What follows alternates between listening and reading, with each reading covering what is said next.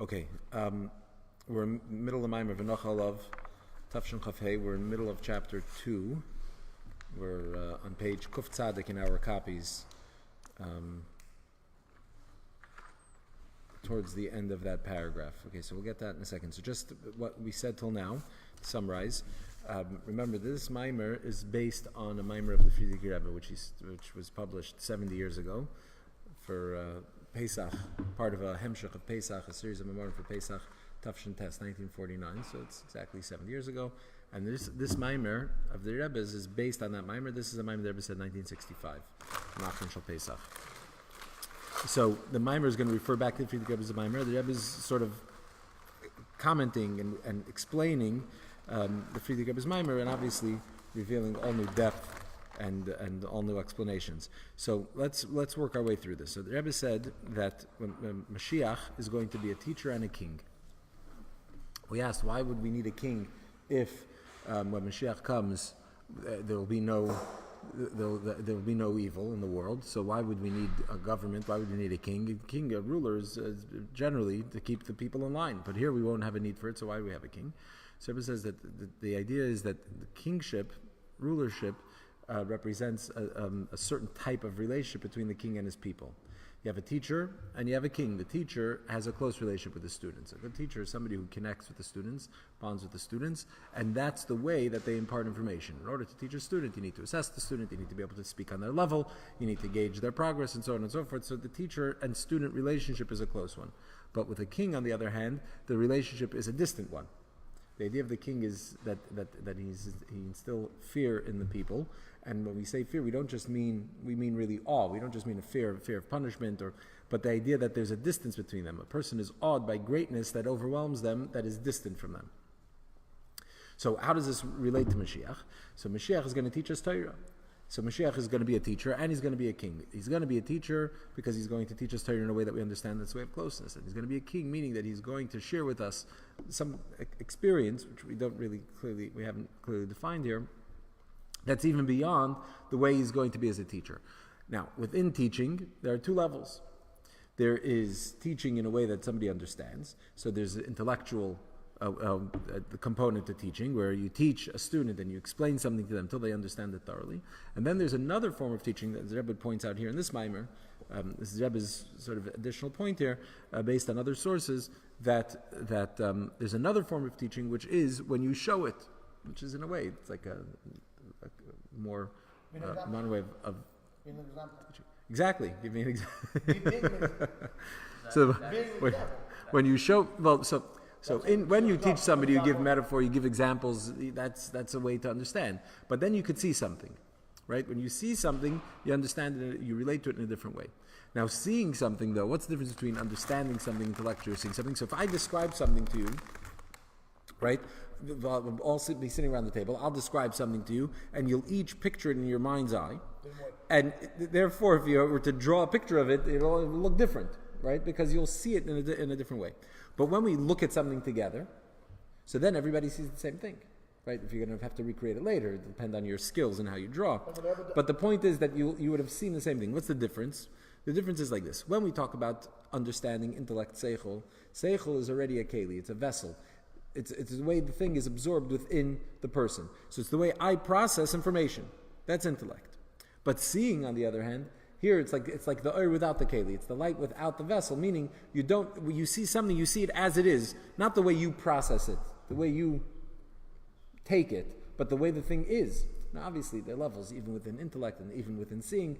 There's a subjective experience as well that goes in there. But to contrast the two, understanding is more subjective, and seeing is really objective. Okay. I told the story about from the Arizal, that the Arizal had once said that what he had seen in a few minutes, it would take him 60 to, or one version says 60, another version says 80 years for him to explain it. Meaning that when you see something, the taking of it is on a far greater level. So your understanding is limited to how much you can understand. But when you can see something, you're able to access something that's far beyond any of that. So the Rebbe says all this is part of Mashiach as a teacher. Mashiach will teach us in a way that we'll understand, also teach us in a way that he'll show us. So what's kingship then? What does it mean that Mashiach will be a king? It means something even higher than that.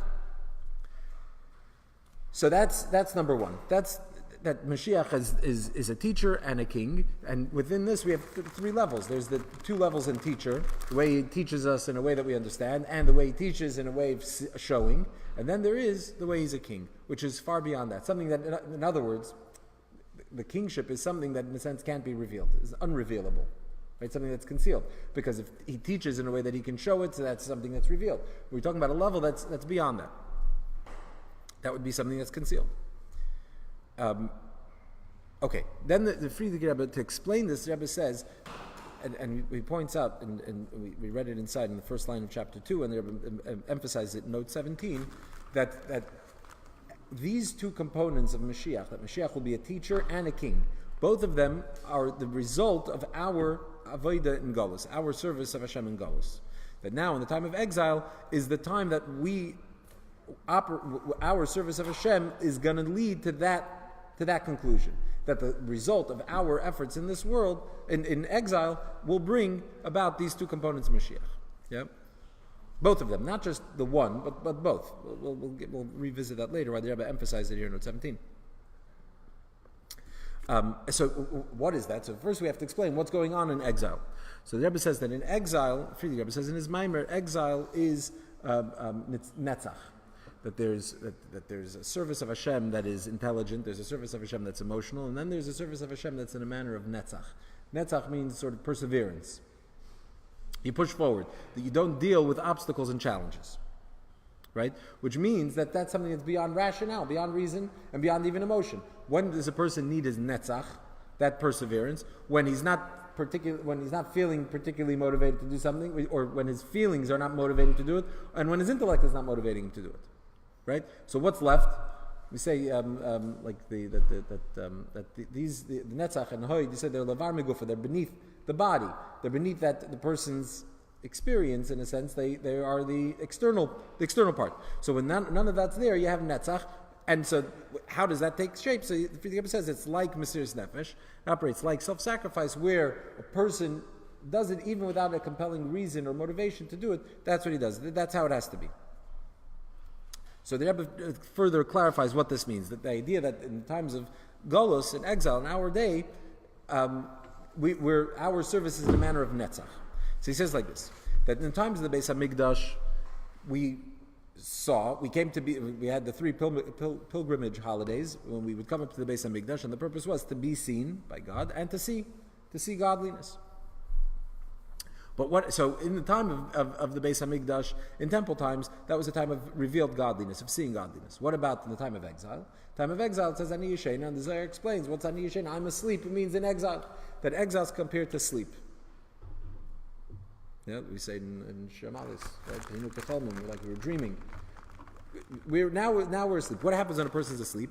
So one thing is that his intellect doesn't operate the same way. It doesn't completely cease, because a person can have dreams when they sleep, and dreams is some form of processing.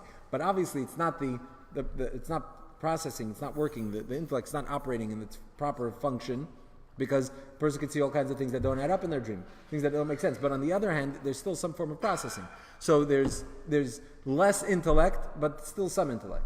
And what is missing entirely when a person is asleep is ability to see. To the extent that even physically you can see on a person that's sleeping, his eyes are closed. So it's not just, even were his eyes to be open, he still wouldn't be seeing with his eyes. But in fact, it's emphasized by the fact that his eyes are closed when he sleeps. So a person doesn't see at all when he sleeps. So he doesn't see at all, and even his intelligence is already also compromised. It's not the same level. So that's the time of exile. Why? How do we see? How do we contrast this with the times of the Beis HaMikdash? So he says, in the times of the Beis HaMikdash, a person, since we were able to understand godliness, we were on a higher level, people were on a higher level to be able to understand Torah better, to understand God better, and they were able to see godliness, so therefore that impacted them in a way that they had greater understanding and also greater love and fear of Hashem. But in a time the intellect is not the same, and we don't see it all, we don't see godliness at all, so then we're lacking in the love and fear of Hashem. Yeah, let's pick it up here like this. The Noisef Lazeh, yeah? Right? So it's somewhere in the middle of that paragraph on page Kuf Tzaddik in our printouts here. Like the Noisef Lazeh, yeah? 1, 2, 3, 4, 5, 6, 7, 8, 9 lines from the top of the page. Okay? So he says, the next possession is man goes, Efshali is a bittul shach, bittul pnimi. Shabbat dafka mitzad ribelikos. So you have like this. You have two types of of bittul, of surrender, of submission to Hashem. There's the bittul pnimi, an inner form of surrender, and then there's a chitzenius one. There's an external one. So we're saying like this. And we know we say right? We kneel and we prostrate ourselves. We kneel and we bow. What's the difference between kneeling and bowing? When a person kneels, you get on your knees. When you bow, you lay flat down. The base of Mikdash was flat down, flat. So what's the difference? When a person standing straight, so the intellect, their mind, their head is on top. Beneath their head is their emotion, their heart, right? They'll down to the feet, which is on the bottom. So when a person standing straight, all his faculties, everything, the entire, is the mic not working? That's good. It was like a little sketchy. You have to come over here. Yeah. You force him to come. When a person is standing straight, that's the person in all his glory and all his functionality. What happens when a person kneels, or when he not bows his head? So what does that show? That expresses a humility, a submission to something greater than you. So you come before somebody that's greater than you, somebody that you respect, and you nod your head, you bow your head. In other words, your intellect, which is your highest part of yourself, you bow it, you humble it, you lower it. When a person kneels, so it automatically so not only his mind, but even his heart, everything is lowered, right? So it's a greater form of nullification. Except that what kind of nullification is it? It's an external one. Why is it an external one? Because in the end, why is a person submitting to somebody else? Because he understands the other person's greatness, right? So you bow your intellect because I understand that you're greater, so therefore I'm going to humble myself before you. But it's not a total nullification. Why? Because the whole reason I'm nullifying myself before you is because I understand that that's what I should do. So you can't. So there, the mind still remains up above the heart, and the heart still remains above the rest of the body. It's just that it's lowered. But that's a bittul chitzeni. It's a chitzenius. It's an external kind of submission because in the end, you still remain yourself. It's you as you understand what you need to do. As you understand what it is that you should do, that you humble yourself. Okay. But then there is bowing completely, prostrating yourself. That you lay flat on the floor. What happens when you lay flat on the floor? So when you lay flat on the floor, your mind, your heart, your feet, everything is equal. Meaning that you complete surrender. That's a bittul pnimi. That's a complete surrender. Right? So here it's not what causes that, not any insight, not any understanding, but that's a total nullification. You get lost in the presence of that greatness. It has to come from something. It has to come from your mind telling you to do this. It's not that process. You're overwhelmed. What you are doing. I understand what you're saying. Otherwise, you don't do things. Yeah, in a sense. But that's the thing is that we said. So that's the that brings you to that level. So 1 second. So that's the distinction. We're talking about. We said about Mashiach, right? That he's a teacher and a king, right? So but still within teaching, we said that there's understanding and there is seeing. Before we get back to the king, a second. Yeah, there's seeing and there's understanding. What's the difference between the two? When I understand something, I'm part of what's going on here. Without my understanding, then I have nothing here, right? But when you see something, of course you process it. Ultimately, you're going to process what you're going to see. And like we said, you want to really get down to it. Even when you process things, you process it a little differently. But the point is, what's revealed here is the thing, not me. It's the thing that's the primary here, not my processing of that experience. So the same is true here. When we're talking about understanding an intellectual bittul, the most you can get is a bittul chitzeni, is an external kind of a nullification, because in the end, what's leading you to it is yourself. So you can't completely negate your own self. But when we're talking about seeing, when you see something, yeah, obviously you have to process it. Obviously, there's something that's compelling you to do it. But the point is here, it's the thing outside of yourself that's bringing that about. In which case, you lose any sense of self entirely. Your mind, your heart, your feet, everything is equal. So that's what we say in davening on Musaf, on Yom Tov. We say, right? We can't go up and we can't see. And then what's it say? The lirois is the direct cause of the lishtachbe. Since we can't see, so therefore we can't bow. Right? Because the bowing comes as a result of the seeing. So let's see what he says inside here. Since we can't ascend, we can't go up to see. And to see, so therefore we can't bow to have that that greater inner submission. And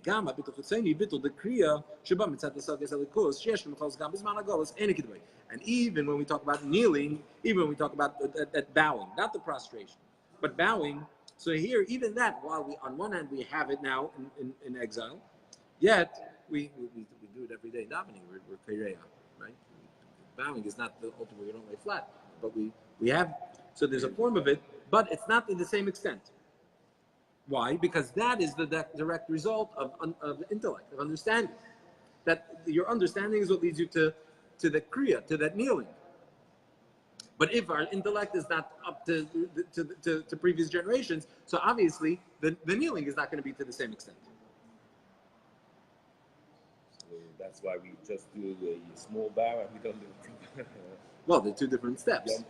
So Mikivan shegam hasaga belikush b'zman hagos ina saga mitis v'ikra v'dish b'zman hagos b'derech nitzachim k'naf. Right?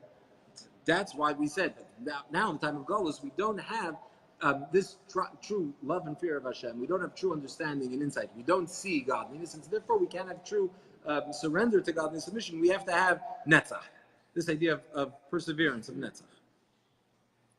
So that is general a contrast between the time of exile and the time of the Beis Hamikdash. But even within the exile period,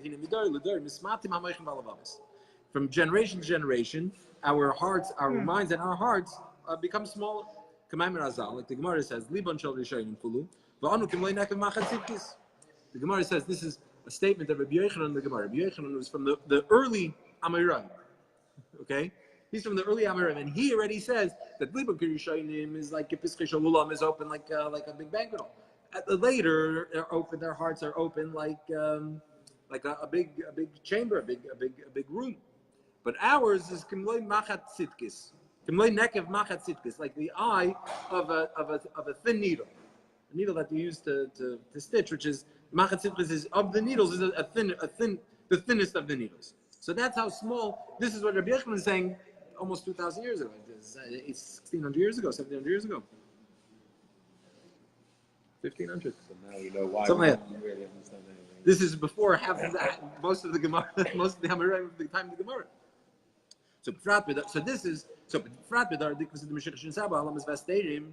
Especially in our generation, the heels of Mashiach, right at the doorstep, when we have increased challenges and obstacles in darkness. So in addition to the internal issue that our minds have been getting smaller and more feeble, in addition to that, we're dealing with more external challenges and darkness. So therefore now, and now it is more necessary to have this idea of nitzachim, this perseverance, and self-sacrifice, which is higher than reason. Since our reason, because we don't have reason. Yeah, we don't have sufficient. Because we don't have das, you have to go to Malam. Yeah, we'll revisit that in a minute. And even those Bali Moichin, the intellectuals of our times, meaning people that do understand godliness. Yeah, even, talking about even tzaddikim. So even they,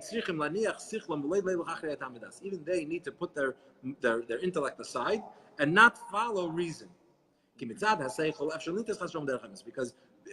when it comes to reason, it's possible to stray from the true path. Especially nowadays when there's great concealment, meaning there's even greater confusion. So it becomes more dangerous. So what do they have to do?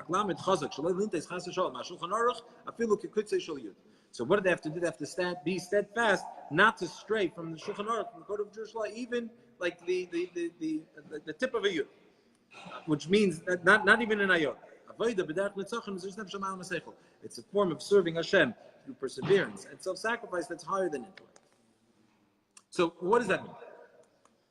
So what we're saying here is that now, first we established that the time of exile what happens? Time of exile. Now we don't have this ability to understand godliness and see God and see godliness the way we did in the time of the Beis Hamikdash. And especially as we continue further, deeper into the exile, closer to Mashiach, it gets darker and there's less understanding, less insight.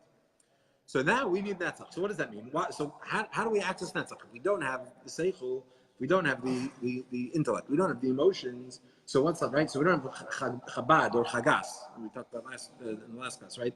Netzach is already the third tier of the 10 attributes. So we don't have the first level of intellect. We don't have the second even of the emotions. We have the third level. So what does that mean? Why is that? How is it that in the time of exile we still have that? So seemingly because it's like the external part. Yeah, like you shine a light, and the light is very intense, and then you start covering the light, right? So what's left over at the end? The residue of the light, right? Not much, right? What's insignificant? Not there's any significant light. So seemingly it would be the same thing here. That why is it that all we're left with is netzach? Because netzach is such a low level. It's the external part of the person, right? Or in the scheme of the divine attributes. And so even in a time of exile, concealment. So what's left? We're left with the leftovers of netzach. The problem with that understanding, though, is that if that's the case, we already established right at the beginning of chapter 2 that our avodah and galus, our service in galus, is what's going to lead to the times of Mashiach, to what we're going to experience in the time of Mashiach. And as Rebbe points out, both the idea of Mashiach being a king and a teacher. So being a king and a teacher is all about intellect and beyond intellect. And what do we have here? We have Netzach, which is seemingly below. How does one lead to the next? Chapter 3. So Rebbe says like this.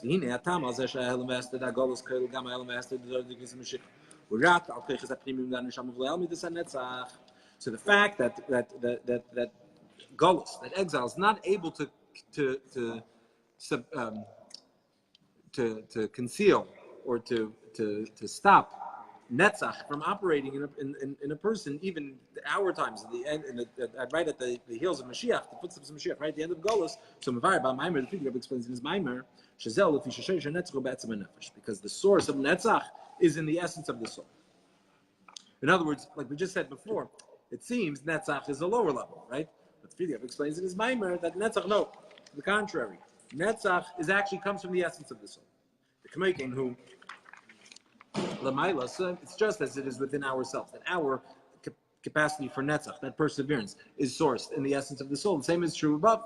That talking about it in the divine attributes. So where's the source of Netzach? Is in Pnimis HaKeser, the inner dimension of Keser. And in Keser, in Pnimis HaKeser, the inner level of Keser, it's not possible for it to be. That's not subject to change. What does this mean here? We'll explain it here as we continue reading. So you have the 10 attributes, right? The 10 divine attributes. What's the first of the 10 attributes? Chachma, intellect, right? Chachma bin das, intellect. Keser, which is the crown. Where does the crown sit on the head? It sits above the head. Meaning Keser is higher than Chachma. We've talked a lot about Ishtalshlus and higher than Ishtalshlus, right? We've talked about, in fact, in the last Maimer. It's very relevant. Some of what we learned in the last Maimer we learned together. So where does law and order sort of start? In Chachma. Chachma is Reishis HaIshtalshlus, we learned, right, a couple of weeks ago. It's the beginning of Ishtalshlus, the beginning of the order of creation. Keser is higher than it.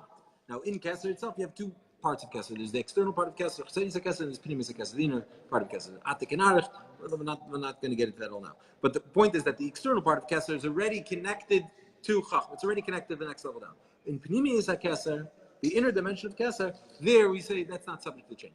So if you recall, in the last Maimer, we learned about the fact that we asked, what do our actions matter to God? Right? Remember we talked about that. So what we say, it depends what level we're talking about, right? So there's a level where it does matter. That's as God puts himself in Ishtalshlus. As he puts himself in Ishtalshlus, there's good, there's bad, there's higher, there's lower. But as he's higher than Ishtalshlus, it doesn't matter. It's insignificant. Light, dark, everything's the same. There's no difference. But you go even higher into the essence because of Bechira, there it does matter. And because it matters on that level, so therefore it even matters in a level where it doesn't matter. So on the level where it doesn't matter, That's from its perspective. But as that level follows, okay, once Abishur chooses, so matter is really on all levels. That's the whole thing. That even in Megala, what was Purim, that we revealed that even on the level of Goyrel, still is Baruch Mordechai in our own, right? Okay, let's not revisit that now. The point is like the difference between the inner part of Kesser and the outer part of Kesser is whether it's subject. So what we're saying is, if what's relevant here is just this idea that in the inner dimension of Kesser and Pnimis HaKesser, that's not subject to change. And the Rebbe brings a pasuk. The pasuk says, "V'gam Netzach Yisrael lo yishakev lo yinachem ki lo adam hu yinachem." That the Netzach Yisrael, the glory, the Netzach, the glory of it, it translates glory, but it means that specifically we're talking about Netzach, this perseverance of Israel, this level of Netzach. By the Eibishter is lo yishakev lo yinachem. It doesn't deceive. It doesn't change. Ki lo adam hu yinachem, because he's not a man to change. It doesn't change. This idea of change, of changing his mind, change of heart, that's only connected to the level, that only applies to the level of Adam, man, which is Hishtalshalos. And since Netzach comes from a level that's loy Adam, not man, meaning higher than Hishtalshalos, therefore it's not subject to change. And therefore, since it's not subject to change, so therefore that also can be accessed in the time of exile. Not only that, but furthermore, furthermore,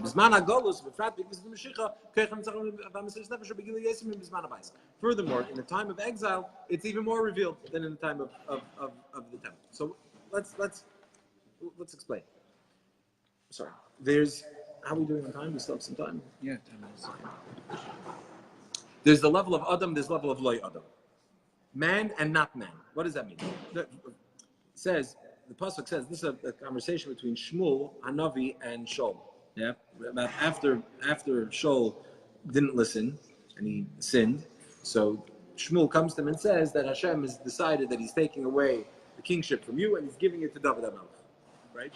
So Shaul pleaded, maybe give back to me. So it says Shmuel tells Shaul, I'm sorry, but it's not subject to change. The Abish's decisions are binding and they're final. He doesn't change his mind.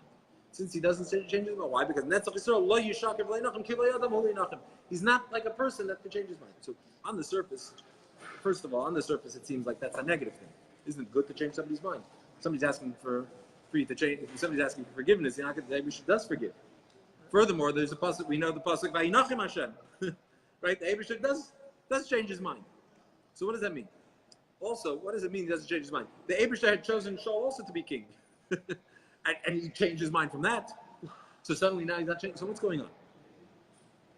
So Alter Rebbe explains that we're talking about in Torah, explained a lot in Chassidus, that there are two ways that the Eibishter interacts with the world, right? There's within Hishtalshalos and there's higher than Hishtalshalos. In Hishtalshalos, that's where the Eibishter is called Adam. God's called Adam, man. And that's the whole idea of the 10 attributes, 10 divine attributes. That's the Tzir Adam. That's the divine Godhead, the divine body, the imagery of God as He is, so to speak, man, but Adam Lamayla.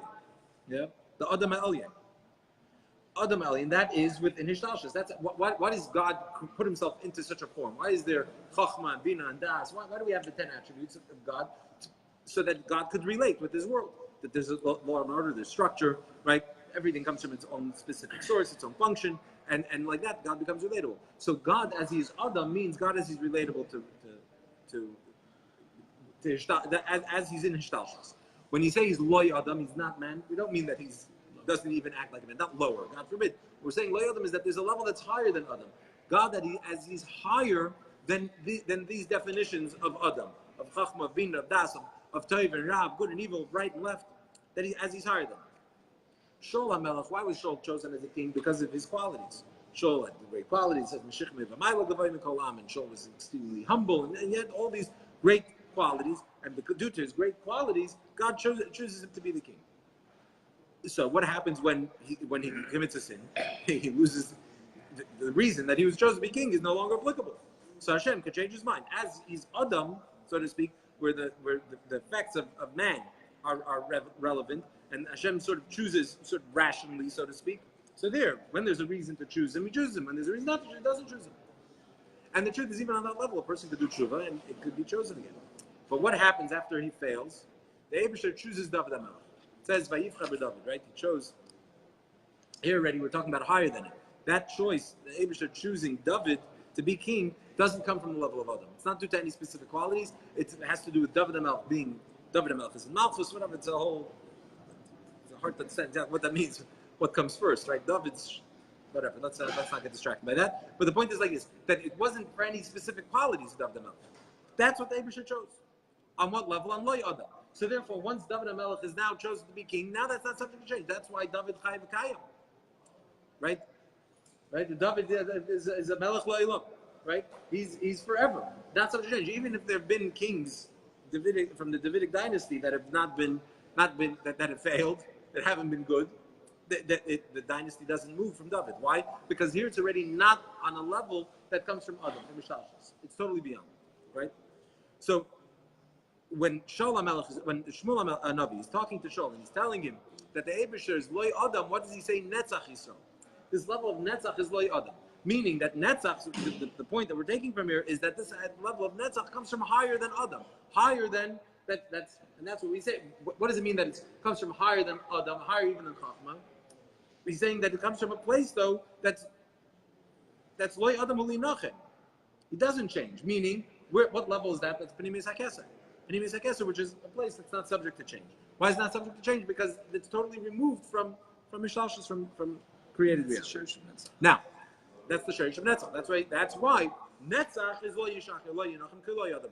Netzach comes from the level of Lo Yadam. Lo Yadam, that we're talking about Pnimis of Keser. Yeah, does this make sense?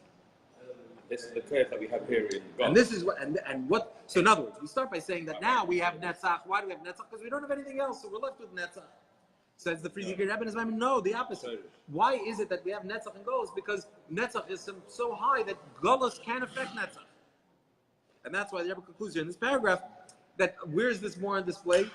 Netzach is more activated and more active and more revealed now in Golos than was even in good times, in temple times. Still have some time to keep going. 4 minutes. So now the Rebbe is adding some this.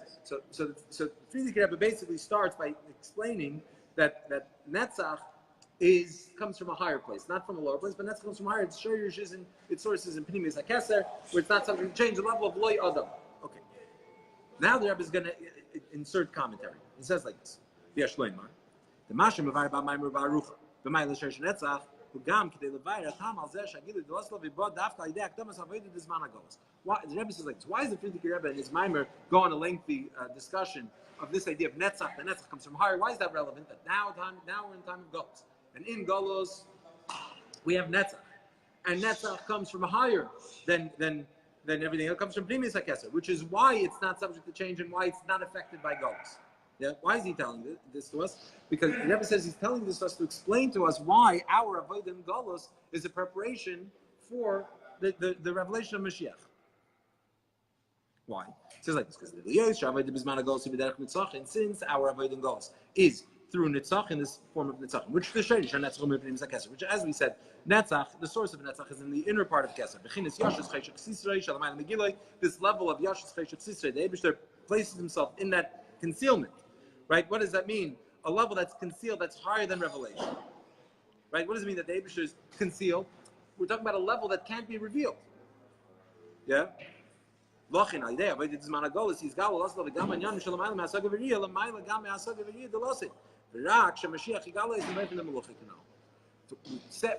Maimer by saying that the Mashiach will be a teacher and a king. And as a teacher, he'll teach us things, and he'll teach us in a way both of intellective understanding and also in a way of seeing. And then he's still going to be a king. We're done? Almost. No. It was going to be a first. So he's going to be a king, which means he's going to interact with us on a level that's beyond even seeing. Meaning that the idea of Mashiach being a king will somehow interact with us with godliness that is not revealable. Right? If there's godliness that can be explained and understood and rationalized, that's one level of teacher. If there's godliness that is too vast to understand in intellect, we can only understand it by seeing it. That means a higher level. That's also teacher. So what's that as a king? What's left? What's left is what can't be revealed. That's what he's going to give us. What can't be revealed. So how is it that Mashiach is going to be that we say that Mashiach being a king, meaning giving to us what can't be revealed, comes as a result of our Avodah and Golus, when seemingly we have nothing going, it seems to be a much lower level than the time of the base of Mikdash. So the answer is because since our Avodah now is from Netzach, is that level of Netzach, and Netzach comes from Pnimis HaKeser, meaning it comes from that level that's concealed, that's not revealed, and therefore not subject to change, right? So therefore, we understand how our Avodah now leads to that. Since now we understand it through Avodah and Golus in the form of Netzach, which is higher than reason and is not subject to change, meaning it's not something that's not revealable, right? Because when you reveal something, the dimensions, there's a way to process it. So we're talking about if it can't be changed, that means it's beyond revelation. That will then lead to Mashiach teaching us as a king. What's left to understand, though, obviously, the Rebbe had started chapter 2 by saying that the time of Golus will be the preparation for all elements of Mashiach. Right? In other words, not just, now we understand how our Avodah and Golus with Netzach leads to Mashiach being a king. But what about Mashiach being a Rav, a teacher? We're saying that our Avodah and Golus also from that leads to that. So that seems to, so we'll continue with Hashem, chapter 4.